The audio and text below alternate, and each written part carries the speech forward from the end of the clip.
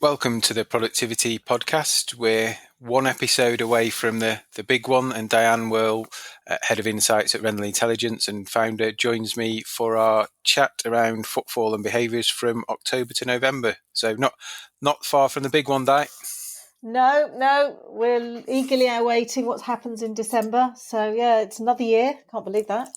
I know, plenty happened, and same old things. Weather's not been great, and we've not had a summer, and it feels like you could almost put that on loop for every time, doesn't it? Nights are too dark. It'd be nice when it's lighter. All those things. Oh, all those absolutely. Great British conversations about the weather. So, how are we faring then? We're turning into the choppy waters that are post budget. Christmas. I think this one's got a bit of Black Friday in and out, and then we're there, aren't we? At the next episode's all on Christmas. We are, and I don't want to give too much away because we're actually recording this in December. So I've had some results for December, but I'm not going to do too much about that. But we are going to talk November, and November included Black Friday, as you said. It was right at the end of the month, so it landed on payday for many, which really helped this year. And we're comparing the 29th of November with the 24th of November last year. So that was a week before payday last year. Mm-hmm. And actually, Black Friday was recognised as being successful, which really helped the month as a whole. Sales, and this is sales in town and city centres, were 1% up in November versus November 2023. It doesn't sound a lot, but, in subsequent months, we've had decreases in sales in every month since March. So it is a real turnaround. And actually across the board, there's 10 sectors, 10 retail categories, and all of those saw an increase in sales, virtually, apart from fashion, which saw a 3.2% drop year on year in November. So clearly the drag on total sales from fashion is continuing. People just are holding back on buying fashion. Footfall, which is a good indicator of what's happening, was 4.5% down, but that didn't include Black Friday due to the reporting period for footfall. It didn't include the Black Friday week. Right. So there are always complications around the data sets, as you know. But generally, this is sales in towns and city centres as reported by Beauclair, which is really helpful because, as I said, we look at the different sectors and we can look at the different metrics as well. And that has revealed some interesting findings. The increase of 1% wasn't due to more transactions, wasn't due to more customers. It was wholly due to an increase in the average transaction value in November. So those people who were buying are spending more, but fewer people are buying, which I think is, plays along with the fact that consumer confidence remains low. And this comes back to some of the stuff we've talked about before of attracting new customers really tricky. It's selling more to the same. It is. Those people who have cash are spending, but, more and more people don't have enough cash to spend. And so that pool of spending is actually decreasing. The circle's getting smaller. So upsell in store, really, really important. And the fashion stuff, is that, I always kind of see as I walk through the high street or shopping centres now, they've got the party dresses out and the suave stuff for the guys. But Christmas parties, is that still a big thing, or is that some of the challenge with the decline in terms of it's not a big thing anymore?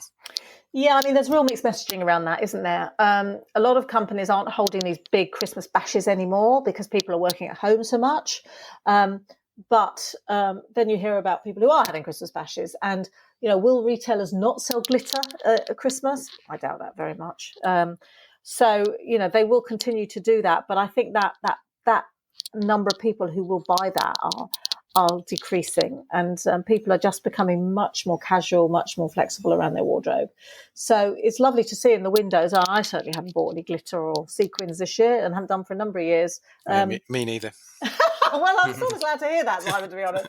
Although it'd be interesting to see. Yeah, well, there you go. But, I think that formality has really shrunk, actually. And we haven't started to wear those types of outfits for anything else. So whilst it's lovely to see, I'm not sure they're selling that well. So we'll see in the sales. So Black Friday then, I know it's kind of in and out of some of the figures, but for the ones that it's in, looks good or positive. Really good, really positive. And I think this is coming from the fact that people wanted to buy early to secure those discounts. It landed on payday. People had the money to spend. They knew that, things were lower than cost than perhaps they were in October. Yes, they may not be true bargains, as people say, and you may be able to get that discount and better discount earlier in the year, but people don't have the budget in April to buy Christmas presents. They have to wait for when they have the budget. So they will have bought early on that day, and does launch Christmas trading for consumers. That's all the Christmas lights are up, and it's a Friday, so people regard it as a bit of a kickstart into the Christmas period. But that may mean that we've just pulled those sales forward. Yeah, and I don't want to, steal my own thunder for next month, because we want something to talk about on our podcast for next month, don't we? But the early indications are that is exactly what's happened, and even to a bigger degree this year than in previous years. And it's really disappointing. I mean, I was always forecasting a cautious Christmas, and it's seeming that is starting to pan out. But let's not talk about it, because I want something to talk about. Indeed. So, any other insights from the October to November period that are worth sharing? Well, inflation, of course, as we know, went up. That didn't help, and that was driven by a lot of increase in food. So that means that there's less to spend on anything else, quite frankly. So it's tricky for people. People are finding it really tough. Consumer confidence increased very marginally. So whilst we're over the initial hurdle of the jitters around election, post-election, pre-budget, post-budget, people aren't feeling particularly confident still. And that just plays into not really going mad in spending terms. So we're saving for a rainy day, which some would argue is a good thing, but that clearly has a detrimental effect then on the immediate economy and the immediate environment. Absolutely. I mean, people, the savings ratio is high. It's 10%, which means that people are stashing money away, which is good in a way that they'll hopefully have some money for 2025, but it may not help the Christmas trading period very much at all. Yeah. Okay. So again, we won't step on those toes. No. And November weather was average for November, I think, wasn't it? There wasn't any particular big storms or things that happened. That was more for December's chat. Did we have Storm Bert, or was that December? Borderline, but there wasn't anything other than Black Friday. There wasn't anything abnormal or outrageous that happened that would influence it. It was as average as you could get, I suspect. Yeah, pretty much average. Dark, rainy, cold. Yeah, welcome to November.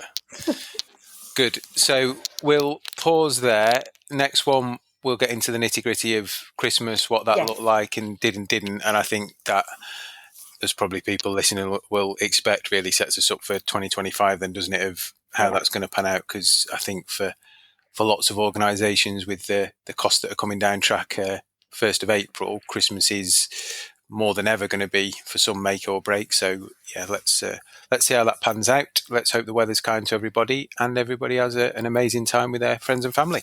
Yeah, wishing everyone a fabulous Christmas. Lovely. Thanks, Di. We'll catch you soon. Thanks. Take care, Simon.